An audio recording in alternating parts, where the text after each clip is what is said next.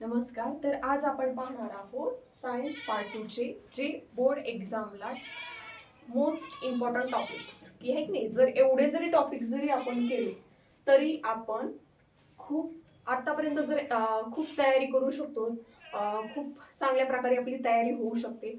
जर आतापर्यंत आपण अभ्यासाला सुरुवात केली नसेल तर आता वेळ हा अगदी थोडा राहिलेला आहे आणि थोड्या वेळामध्ये अगदी मोजके प्रश्न, छोटे शॉर्ट टॉपिक्स हे आपण कशा प्रकारे चांगली उत्तम तयारी करू शकतो तसे टॉपिक आज बघणार आहोत. तर फर्स्ट चॅप्टर आहे हेरिडिटी अँड इव्हॅल्युएशन.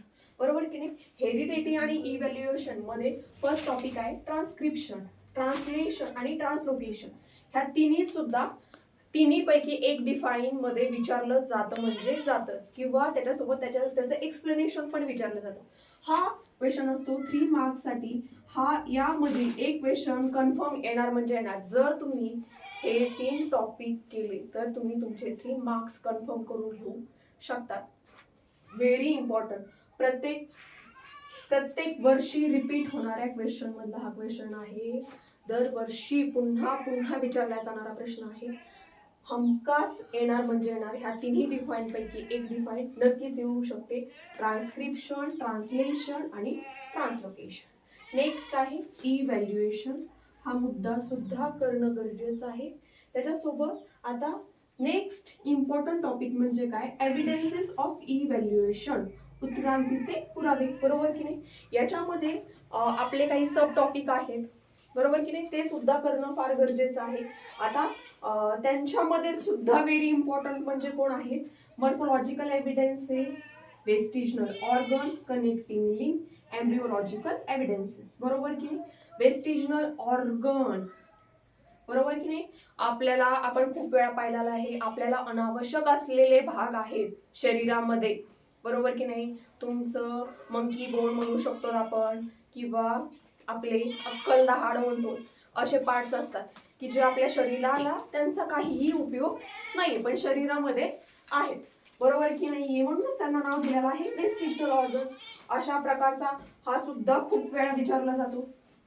त्याच्यानंतर कनेक्टिंग लिंक. बरोबर की नाही. कनेक्टिंग लिंक सुद्धा खूप वेळा विचारला जातो. आणि खूप इम्पॉर्टंट एम्ब्रियोलॉजिकल एव्हिडन्सेस.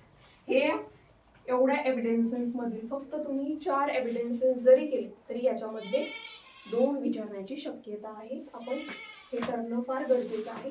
त्याच्यानंतरचा आपला प्रश्न आहे Darwin's theory of natural selection. हा टॉपिक सुद्धा खूप महत्वाचा आहे. मोस्ट ऑफ टाइम विचारला जातोच. डार्विन्स थिअरी मध्ये काय सांगितलेलं आहे ते विचारलं जाणार. एक्सप्लेनेशन, त्याच्या बेसवर क्वेश्चन विचारलं जाते. तुम्ही जरी Darwin theory of natural selection केलं तरी खूप छान गोष्ट आहे. आता नंतर कोणी लमार्किझम. बरोबर की नाही. लमार्किझम खूप पूर्ण चॅप्टर मध्ये हा क्वेश्चन फर्स्ट आपण करू शकतो. खूप खूप इम्पॉर्टंट आहे असं म्हणू शकतो. विचारला जातो तुमच्या आता प्रिलियम मध्ये सुद्धा विचारला जाईल, बोर्ड एक्झाम मध्ये सुद्धा विचारला जाणारा क्वेश्चन. आणि नेक्स्ट आहे ह्युमन इव्हॅल्युएशन. ह्युमन इव्हॅल्युएशन सुद्धा तितकाच महत्वाचा टॉपिक आहे.